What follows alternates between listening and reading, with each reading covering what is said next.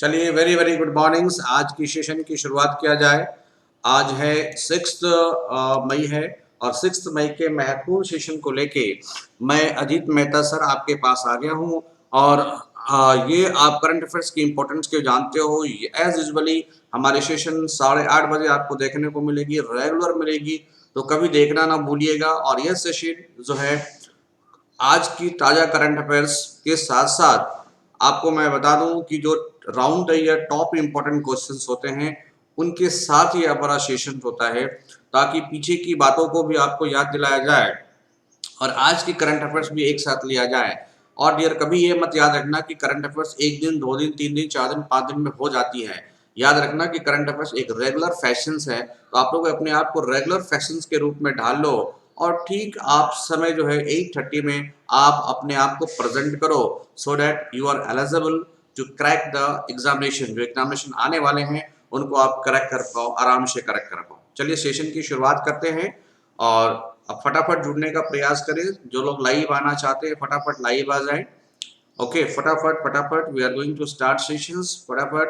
उम्मीद करते हैं कि आप सभी कोरोना वायरस से सेफ रह रहे होगे, अपने घरों में रह रहे होगे, और जो लोग भी 18+ हैं वो अपने आप को वैक्सीनेशन करते रहो, वैक्सीनेशन में अपने आप को इन्वॉल्व करो। So let introduce. बहुत लोग तो मेरे को जानते हैं but those peoples are not understanding me. Just मैं उनको इंट्रोड्यूस कर दूं। My name is Ajit Kumar. Subscribe कर सकते हो आप हमारे चैनल को, दैट इज एमिनेंट एजुकेटर्स।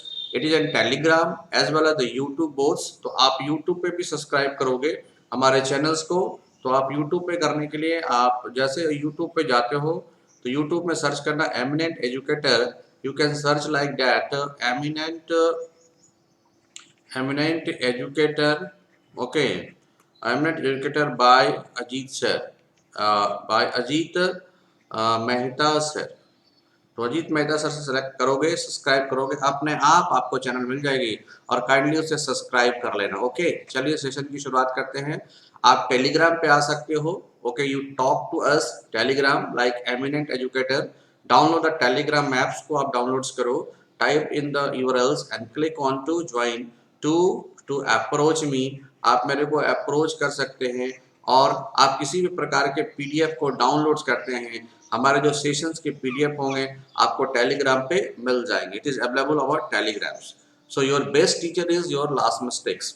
आपने जो लास्ट गलतियां की थी वही आपका क्या होगा, तो बेस्ट टीचर्स माना जाता है। ओके, जैसे कि आप समझो कि आपने किसी व्यक्ति को एक थप्पड़ मारी होगी और आपको बाद में एहसास हुआ कि इस व्यक्ति की ये गलती नहीं थी, तो इस दिनों के बाद आपने डिसाइड कर लिया कि आज के बाद विदाउट रीजन समझे मैं किसी को थप्पड़ नहीं मारूंगा। मतलब क्या हो गया, आपका ये बेस्ट टीचर कौन हुआ, जो आपने एक लास्ट मिस्टेक किया था। इसके बाद आप कोई मिस्टेक्स नहीं करोगे रिगार्डिंग दिस, मतलब you are the best teachers. Okay, what who is the best teachers, your mistakes.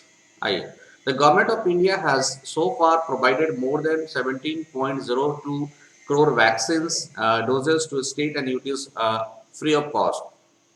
तो सरकार की जो पहल चल रही है, सरकार की जो इम्पोर्टेंट पहल चल रही है कि वैक्सीनेट करे फटाफट और अपने वैक्सीनेट करे। अदरवाइज जो इस तरह से कोविड 19 जो पेंडेमिक की जो सेकेंड फेज चल रही है या सेकेंड वेव चल रही है, इसमें कई लोगों के जान जाने की बात आ रही है। तो आपको प्रोटेक्ट करना है, आपको सेफ करना है, इसलिए गवर्नमेंट आपको रेगुलरली क्या कर रही है, वैक्सीनेट कर रही है। और ये मास वैक्सीनेशन आपको हो चुके डियर। अगर आप चाहोगे कि भारत में कंप्लीट वैक्सीनेशन हो जाए तो 2 से 3 साल लगेंगे डियर, जिस तरह से ये स्पीड वैक्सीनेशन की चल रही है। ओके, आइए, the government of India is at the forefront. Government of India बिल्कुल ही आपके आगे है, फाइट अगेंस्ट द कोविड-19 pandemics in the collaboration with the states and UTs through a whole of governments approach. पूरी government के approach के साथ आप देख रहे हो कि ये आपके फ्रंट पे है। कौन आपके फ्रंट पे है, तो आपकी जो गवर्नमेंट ऑफ इंडिया है वो कोविड-19 से और ड्यूटी से फाइट करने के लिए बिल्कुल ही फ्रंट पे है। Okay, government identifies 581 sites for setting up medical oxygen plant in various state. तो देख रहे हो medical oxygen plant, okay, at various states को करने के लिए ये तैयार हो चुका है। यहाँ पे क्वेश्चन मैं क्यों उसको लाया हूँ, ये इंपॉर्टेंट बात ये फंसेगी कि जो मेडिकल इक्विपमेंट प्लांट्स है उसे किसे लगाना चाहिए, तो आप हेल्थ मिनिस्टर को लगाना चाहिए। बट इसकी बात किसने करा है, तो NHAI ने करा है, means national highway authority of India ने इस जिम्मेवारी को लिया है। The government has identified 581 sites for setting up additional pressure swing absorptions medical oxygen plants in various states. In the series of tweets, Road and Transport and Highway Minister Nitin Gadkari said, National Highway Authority of India will be the nodal agencies for executing civil and electrical work for these plants and will be completed them on war footing. तो जिस तरह से युद्ध के समय काम किए जाते हैं उस तरह से NHAI national highway authority of India को इसका नोडल अधिकारी बनाया गया है, ताकि ये युद्ध स्तर पर कार्यक्रम करके देश के विभिन्न राज्यों में, देश के विभिन्न केंद्र शासित प्रदेशों में आप अराउंड 581 प्लांट्स को जल्द से जल्द लगाने का काम करें। NHRC order probe in post poll violence in West Bengal।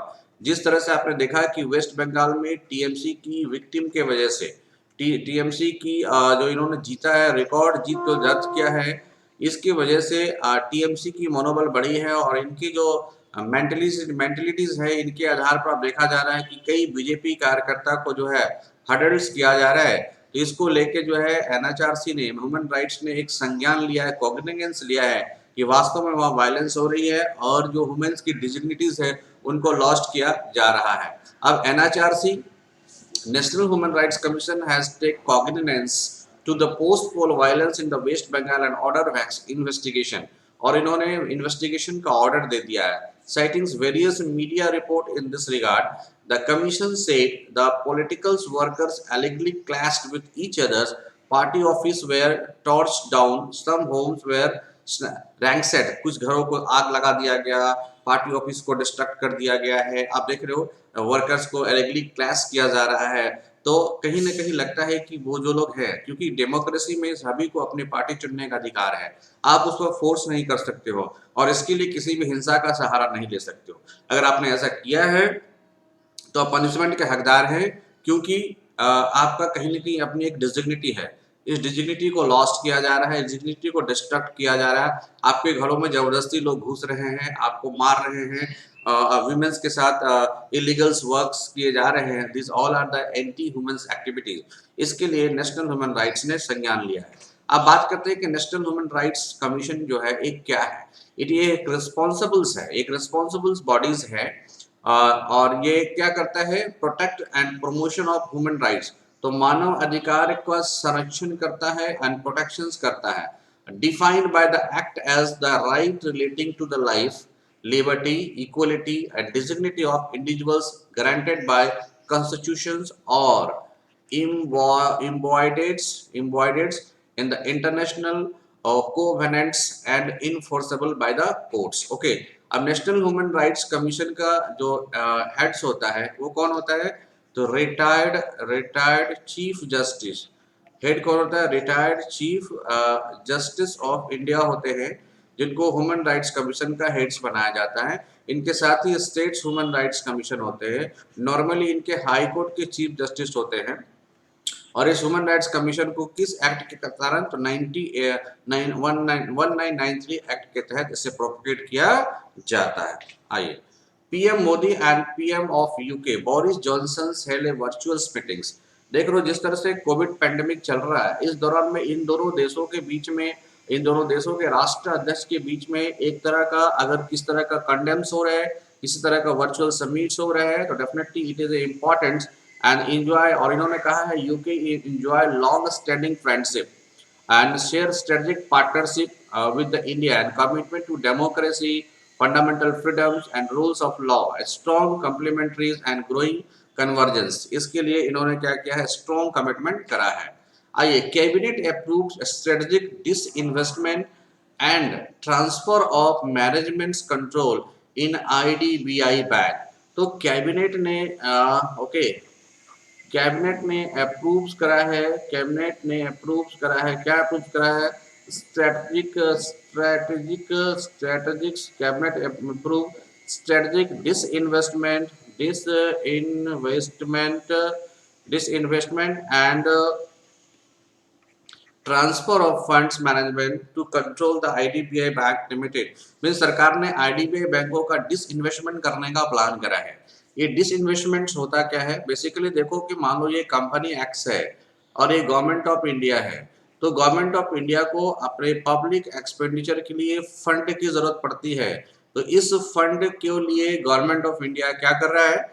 तो डिसइन्वेस्टमेंट कर रहा है। मींस इसकी जो कुछ कुछ हिस्सेदारी है, मान लो कि 10% हिस्सेदारी है, किसी दूसरे कंपनी को दे देता है, तो ये कंपनी बदले में गवर्नमेंट ऑफ इंडिया को एक एट ए टाइम एक मोटी सी रकम दे देती है, एक मोटी सी रकम दे देती है। और इसका सर आपको होगा कि ये बेनिफिट क्या है जो दूसरी कंपनी इसको ले रही है? चूंकि यह वेल रन कंपनी होती है, तो दूसरे के पास क्या होता है? अपने फंड होते हैं या फिर अपने पास उनके स्किल होते हैं। ये स्किल को अगर ये यूज कर देगा तो इनका उत्पादन अगर 1000 टन हो रहा था, स्किल आने के बाद 2000 टन हो गया, तो इसका 10% का शेयर क्या हो गया? बढ़ गया। बढ़ा कि नहीं बढ़ा? इसमें गवर्नमेंट नहीं कह सकती कुछ कि गवर्नमेंट एक पैसा लेकर, और ये गवर्नमेंट इस पैसे का प्रयोग आपके पब्लिक एक्सपेंडिचर में करती है। करेक्ट? इसे कहा जाता है disinvestment. Means sold the share of the few of the parts or a few percentage of the parts to the any well run organizations to the other ones, okay, for getting a raising of funds। आइए Goldman Sachs lowers ने किया है GDP growth forecast for India in financial year 22 को कितना कर दिया है? तो ये गोल्डमैन सैच क्या है? एक ब्रोकर्स कंपनी है। इन्होंने 11.1% कर दिया है किसका? इंडिया के ग्रोथ रेट को। ये कब देखा जा रहा है? Emit lockdown. तो इस लॉकडाउन के सीक्वेंस में आपने देखा होगा कि लॉकडाउन या जिस तरह से कोविड पैंडेमिक्स चल रहे हैं, इकोनॉमिक टॉक्सिसिटी देखने को मिल रही है, ऐसे स्टेज में गोल्डमैन सैक्स ने भारत की जीडीपी को लोअर किया है। तो वॉल स्ट्रीट ब्रोकरेज गोल्डमैन सैक्स has cut the GDP growth rate estimates for Indian economy to 11.1% in financial year 2022, okay, April 1 2021 to March 31 2022, due to increased intensities of lockdowns by states to check the spread of coronavirus infection. Goldman Sachs has also revised the 2021 calendar year's growth forecast to 9.7% from the previous estimates of 10.5%. Okay, चलिए 9.7% and 10.5%। Correct? आगे बढ़ते हैं। जो subtler हैं SHUTTL या shuttlers हैं PV Sindhu, shuttlers PV Sindhu and Michael Lee named athletics ambassador for Indian Olympics Committee believe in a sports champion. Okay, the Badminton World Federation has nominated India's settler PV Sindhu and Michael Lee of Canada as athlete ambassadors for the Believe in a Sports campaign. Okay, launched by the International Olympics Committee. The campaign is aimed at preventing any form of cheatings, competition, manipulations, or match fixings which influence the courses or the result of a match in order to obtain an advantage for the individuals or the others। तो PV Sindhu और Michael Lee of Canada को international Olympic committee के द्वारा believe in sports campaign के लिए nominates किया गया है। Okay, why? कि जिस तरह से आपने देखा होगा कि मैच फिक्सिंग को रोका जाए, चीटिंग को रोका जाए, या इनके लिए अवेयरनेस को फैलाया जाए, इनके लिए इनको बैडमिंटन फेडरेशन हैज नॉमिनेट किया है किसको? पीवी सिंधु को and Michael Lee of Canada को, कि आप इसको प्रमोट करो ताकि लोगों में अवेयरनेस आ सके। आइए, Mark Selby become the world snooker champion for 4th time. ये जो मार्क सेल हैं ये चौथी बार 4th टाइम जो है world world world snooker champion बने हैं। वर्ल्ड स्नूकर चैंपियन बने हैं। कितनी बार बने हैं? तो 4th टाइम्स बने हैं। Very good. In snookers, the English professional player Mark Selby has become the world snooker champion for the 4th time। Selby won the championship title after defeating Swallomat Swan Murphy by victory at 18-15। Okay, तो आपको just याद रखना है कि जो world snooker champion है कौन बने हैं? तो प्लेयर है that is the Mark Selby. Okay, ये प्लेयर बने हैं जिन्हें वर्ल्ड स्नूकर चैंपियन का खिताब, और ये लगातार चौथी बार जीते हैं। ये इंपॉर्टेंट स्लाइड्स आपके लिए माना जाता है। डियर, मैं आपको बार बार कह रहा हूँ कि काइंडली आप मेरे को फॉलो कर सकते हो। Where you can follow over here like that eminent educator. आप मुझे एमिनेंट एजुकेटर पे फॉलो कर लो। If you follow me over eminent educator, so that you are getting a time to time जो नोटिफिकेशन आपको मिलेगी वो टाइम टू टाइम आपको मिलता रहेगा अगर आप फॉलो करते हो तो। ओके, और साथ ही साथ हमारा यूट्यूब चैनल है, तो आप इस यूट्यूब चैनल पे भी आ सकते हो। यूट्यूब चैनल का भी सेम नाम है dear. Okay, so you can come and join YouTube channels also. So fine, तो आगे बढ़ते हैं dear. International day of the midwife कब मनाया जाता है? तो 5 मई को मनाया जाता है। Okay, so international day of the midwife कब मनाया जाता है? तो 5 मई को ये इंटरनेशनल डे ऑफ मिडवाइफ मनाया जाता है। ओके, चलिए next. Every year the world hand hygiene day is observe on 5 मई। देखो हर साल जो है 5 मई को वर्ल्ड हाइजीन डे मनाया जाता है। The day is organised by the World Health Organization to raise awareness among people across the globe about the importance of hand hygiene in wardings of many serious infections. The theme for 2021 is Second Save Lives. इसकी theme क्या है? तो second save life is the theme. So clean your hands. The day recognizes hand washing as one of the most effective actions that can be taken to avoid a huge range of infections, including the COVID-19 virus. तो huge range of जो infection है according to the infections of covid including the कोविड-19 virus, इसमें जो theme क्या है? The second save lives को एक थीम माना जाता है। So clean your hands. Okay, the every years the world hand hygiene day is observe on 5th May. The day is organized by the World Health Organization to raise awareness among people across the globe about the importance of hand hygiene in warding off many serious infection. तो बहुत सारे infection से protection के लिए इस दिन को मनाया जाता है ताकि आपको अवेयरनेस देखने को मिल जाए।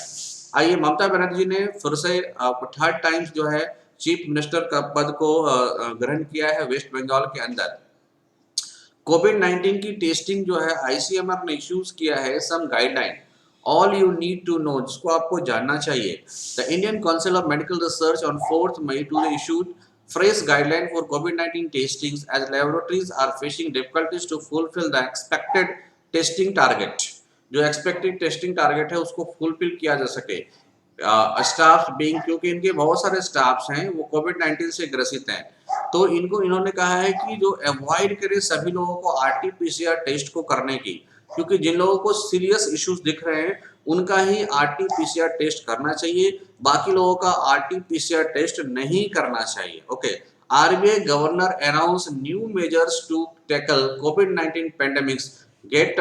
ओके, चलिए, RBI governor Shaktikanta Das announce 15,000 crore liquidity for ramping up COVID-19 related healthcare infrastructure and service till March 22. Okay. He also announced a special long-term repo operation for a small finance bank to provide further support to micro, small and other organizations sector entities and 3 years repo operations of rupees 10,000 crore at repo rate for fresh lending up to 10 lakhs borrowers. Okay. तो आने वाले 10 lakh borrowers के लिए जो landing rates हैं उस पे मतलब रेपो रेट को क्या किया गया है? कम किया गया है। किसके द्वारा? तो शक्तिकांत दास के द्वारा, सो डैट जो रिजर्व बैंक ऑफ इंडिया के द्वारा जो लिक्विडिटी किया जाएगा उसको क्या हो, बढ़ाया जा सके। आपको पता होगा डियर कि जब कभी भी रिजर्व बैंक ऑफ इंडिया है, ये रिजर्व बैंक ऑफ इंडिया किसी बैंक को फंड लैंड करता है, इसे क्या करते हैं? बैंक रेट कहते हैं। ओके, नॉर्मली लैंडिंग को, और अगर कभी इमरजेंसी लैंडिंग करना होता है, शॉर्ट टर्म करना होता है, इसे हम लोग कहते हैं रेपो रेट। तो short term landing rate by the Reserve Bank of India to the banks is known as the repo rate कहा जाता है, और रेपो रेट को इमरजेंसी ऑपरेशन में यूज करते हैं। तो जैसा कि अभी आप देख रहे हो कि government of India means reserve Bank of India ने लिक्विडिटी बढ़ाने की बात करी है ताकि जो छोटे छोटे एमएसएमई हैं इनको जो लॉस हुआ है इनसे निकाला जा सके और इनको फंडिंग किया जा सके और इकोनॉमिक्स में प्रोडक्शन मेंटेन किया जा सके। ओके, तो ऐसे शॉर्ट टर्म लैंडिंग के लिए रिजर्व बैंक ने अपने रेपो दर को कम कर देगा। जैसे ही रेपो दर कम करेगा तो बैंक को सस्ते दर पर लोन मिलेगी और यह बैंक जो है आपको कस्टमर को सस्ते दर पर सस्ते रेट ऑफ इंटरेस्ट पे लोन मुहैया कराएगी। करेक्ट। आइए, so round the year most important current affairs. Cabinet approve किया है 10,000 crore project to improve the dam in India. तो इंडिया के अंदर जो डैम है, इस इन डैम्स को मजबूत करने के लिए कैबिनेट ने 10,000 करोड़ रुपए का प्रोजेक्ट जो है अप्रूव किया है। The dam rehabilitation and improvements project, dam rehabilitation and improvement project the phase 2 and phase 3 is financially supported by the World Bank and Asian Infrastructure Investment Bank. India is the third ranked country in the term of total numbers of dams, next after the US and China, and it has been कितना है 5334 big dams. India के पास 5324 बड़े dam हैं। Another 112 dams हैं जो छोटे छोटे dams हैं जो अंडर कंस्ट्रक्शन हैं। एटलीस्ट 80% जो डैम है इंडिया का वो 25 सालों से पुराना है, जिनको रिहेबिलिट करने की जरूरत है, रिफॉर्म करने की जरूरत है, मॉडर्नाइज और रिपेयर करने की जरूरत है। इसी के लिए गवर्नमेंट ऑफ इंडिया ने DRIP के तहत फंड रिलीज किया है। तो फर्स्ट फेज का फंड गवर्नमेंट ऑफ इंडिया देगा। सेकेंड और थर्ड फेज के लिए इनके साथ कौन आ रहे हैं? वर्ल्ड बैंक और Asian Infrastructure Development Bank. Correct. चलिए, the Finance Commission is a constitutional body. मैं बात कर रहा हूं कि फाइनेंस कमीशन ने अपनी रिपोर्ट सबमिट करी है। वो रिपोर्ट सबमिट हुआ है 21 और 26 के लिए, क्योंकि आपको पता होगा फाइनेंस कमीशन अपनी रिपोर्ट कितने सालों के लिए देता है, तो 5 सालों के लिए रिकमेंड्स करता है। ओके, और इस बार की फाइनेंस कमीशन की जो इंपॉर्टेंट रिकमेंडेशन है कि राज्यों का जो शेयर्स होता है वो 41% कर दिया जाए, क्योंकि आपको जम्मू एंड कश्मीर जो नई टेरिटरीज बनी है इनके डेवलपमेंट में कुछ फंड को डिस्ट्रीब्यूट किया जाएगा। इसलिए जो राज्यों को मिलने वाला हिस्सा है वो उनके टैक्स के हिस्से का जस्ट 41% कर दिया जाए, ये रिकमेंडेशन आया है। और रिकमेंडेशन देने वाले कौन है? NK सिंह हैं, और NK Singh 15th finance commission के क्या है? तो हेड है। आपको पता होगा कि जो 15 फाइनेंस कमीशन है वो अपनी रिपोर्ट किसको देता है, या फाइनेंस कमीशन अपनी रिपोर्ट किसको देता है? तो प्रेसिडेंट को देता है। और इस फाइनेंस कमीशन का एस्टेब्लिशमेंट कब हुआ है? 280 आर्टिकल के तहत हुआ है, कॉन्स्टिट्यूशनल आर्टिकल के तहत। इसका मीन्स फाइनेंस कमीशन जो है सेंट्रल और स्टेट के बीच में फाइनेंशियल फेडरलिज्म या राज्य और केंद्र सरकारों के बीच में जो फंड का वितरण होता है इसको देखने वाला कौन होता है? तो फाइनेंस कमीशन होता है। करेक्ट। चलिए, आपको पता होगा कि सैफरॉन वनली अभी तक इंडिया के अंदर और वर्ल्ड में अपनी पोजीशन रखता है कहाँ का? जम्मू एंड कश्मीर की जो सैफरॉन है। ओके, बट अब गवर्नमेंट ने प्लान किया है कि सैफरॉन की जो प्रोडक्शन है उसको नॉर्थ ईस्ट तक फैलाया जाए, और इसके लिए पायलट प्रोजेक्ट पे काम किया जा रहा है ताकि feasibility of growing saffron in north east region, इसकी पॉसिबिलिटीज को चेक किया जाए। इसको केशर कहते हैं। The Union Cabinet chaired by the Prime Minister Shri Narendra Modi has given its approval for आत्मनिर्भर भारत रोजगार योजना। तो ये आत्मनिर्भर भारत रोजगार योजना को अप्रूवल्स दे दिया गया है, और इनके लिए पैकेज 3.0 की घोषणा कर दी गई है to boost the employment in formal sector, creation of the new employment opportunity during the covid recovery phase. तो जिस तरह से कोविड रिकवरी के दौरान या कोविड के दौरान जो प्रॉब्लम्स आ रही थी उसको रिकवर करने के लिए यूनियन कैबिनेट ने अप्रूव्ड कर दिया है, या यूनियन कैबिनेट जो कि प्राइम मिनिस्टर के अध्यक्षता में काम कर रही है, उन्होंने आत्म भारत रोजगार योजना के लिए स्पेशल फंड को कर दिया है, और उनके इन्होंने टारगेट फिक्स कर दिया है 2022-23 तक मैक्सिमम लोगों को आत्मनिर्भर बना दिया जाएगा। तो पहली खेप की जो फंड है वो 1584 करोड़ की है। नाउ सेकेंड फेज में 22,810 करोड़ होने वाली है। आप सभी जो लोग इकोनॉमिक्स में थोड़ी सी डिफिकल्टीज आपको आ रहेगी, आप चिंता बिल्कुल ना करें। वेरी सुन अजीत सर आपके पूरे इकोनॉमिक्स के पूरे कोर्सेज को, इकोनॉमिक्स के कंप्लीट कोर्सेज को लेके आ रही है। ये पहली कोर्सेज 10+2 और दूसरा वीडियो बनेगा वो कॉम्पिटिटिव एग्जामिनेशन के लिए बनेगा। क्या बनेगा? कॉम्पिटिटिव एग्जामिनेशनों के लिए ये बिल्कुल ही कोर्स आने वाला है। करेक्ट। चलिए, union minister for education presents AICT Lilavati awards. ये लीलावती अवार्ड्स वीमेन इम्पावरमेंट्स को देखते हुए दिया जाता है ताकि वीमेन को इम्पावर्ड किया जाए उनको मजबूत किया जाए, महिलाओं को सशक्त किया जा सके। 2020 ऑन वुमेन एम्पावरमेंट। ओके, आइए, GITA is a catalyst for nurturing innovation and industrials and R&D by fostering bilateral academic industry and government collaboration। Doctor Harshvardhan ने कहा है कि ये GITA जो स्कीम है, यह स्कीम क्या करता है, जो PPP मॉडल्स पे काम करता है, मीन्स ये प्राइवेट कंपनियां हो गई, ये क्या हो गया, गवर्नमेंट्स हो गई, और ये गवर्नमेंट और प्राइवेट कंपनियों के बीच में GITA basically technical and innovation opportunity, basically technical and innovation opportunities, technical and innovation opportunities को देखते हुए या इनकी संभावनाओं को गवर्नमेंट को आगाह करता है। तो ये कड़ी का काम करता है, किसका, टेक्निकल एंड इनोवेशन का। आप देखो ये क्या है, बेसिकली ये नॉन प्रॉफिट ऑर्गेनाइजेशन है।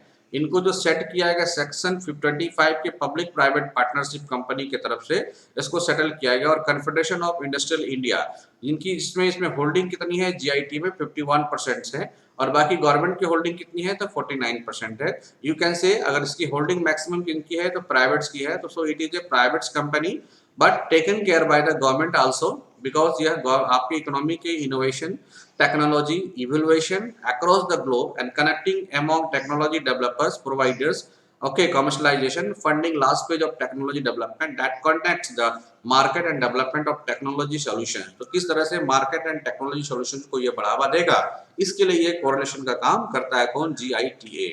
तो दीपिका पादुकोण को मोस्ट ब्यूटीफुल सेलिब्रिटी और अमिताभ बच्चन को most respected you can say select किया गया है, और ये सिलेक्ट किसके द्वारा किया गया है, the Indian institute of human brands. Okay, Indian institute of human brands की तरफ से ये फंक्शन किया गया है, lead by Andaman Sandeep Goyal, release findings of its TIARA। ये TIARA का मतलब क्या होता है, trust, identify, attractive, respect and appeal.